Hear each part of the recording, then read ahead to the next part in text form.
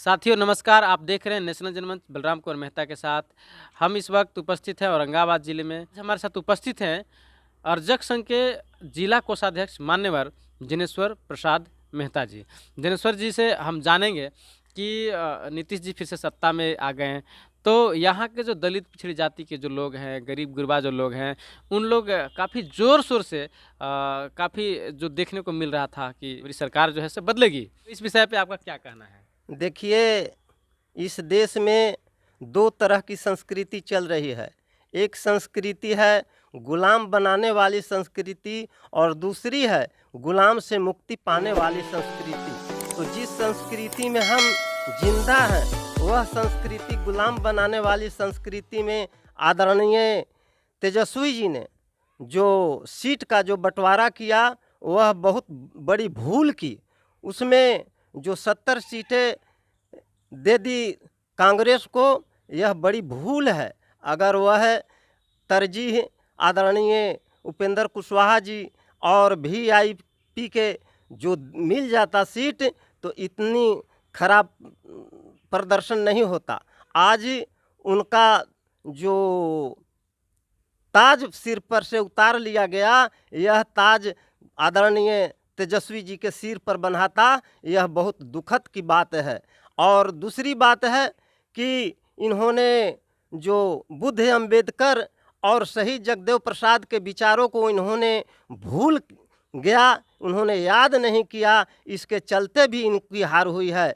वही लालू जी ने जब सत्ता में आना था तो शहीद जगदेव प्रसाद और 100 में 90 शोषित का जब नारा उन्होंने दिया तो लालू जी ने वे सत्ता में आए लेकिन शहीद जगदेव प्रसाद के विचारों को भूल गए। अगर उनके विचारों को याद रखते आज आदरणीय तेजस्वी जी तो ऐसी हालत नहीं होती। अच्छा, एक और सवाल है।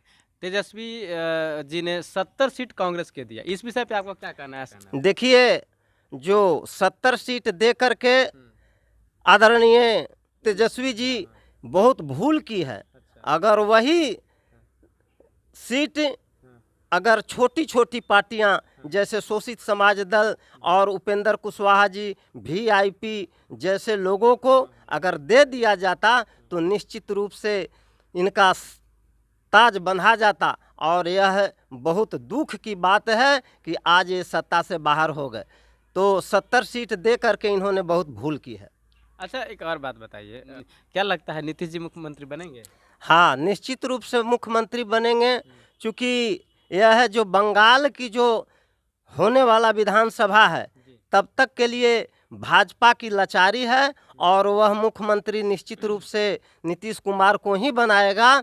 और जब वहाँ चुनाव संपन्न हो जाने के बाद निश्चित रूप से यह आपसी द्वंद्व चलेगा और हो सकता है कि आने वाले दिन में नीतीश कुमार को अलग थलग कर दिया जाए। देखिए, यह बात तय है कि भाजपा ने एक ही तीर से दो को घायल किया।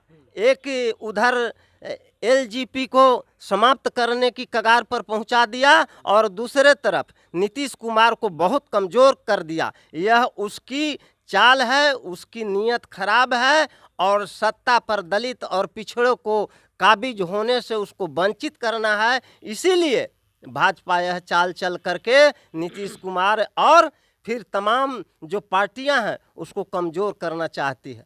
मतलब जो समाज में एक और बात चल रही है, जैसे लोग कह रहे हैं कि नीतीश कुमार के जहां से कैंडिडेट चुनाव लड़ रहे थे वहां भाजपा सपोर्ट नहीं किया है और नीतीश के जो मिशनरी थे वो भाजपा को सपोर्ट किया है।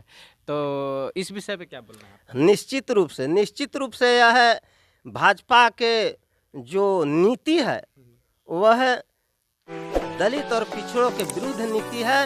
वह अपने सिद्धांत है, उस सिद्धांत के वसूल पर वो कामयाबी हासिल कर रही है और उसमें जो भाजपा नीति जो है वह दलित और पिछड़ों की सत्ता से बाहर रखना चाहती है, वो अपना नीति में सफल हो रही है।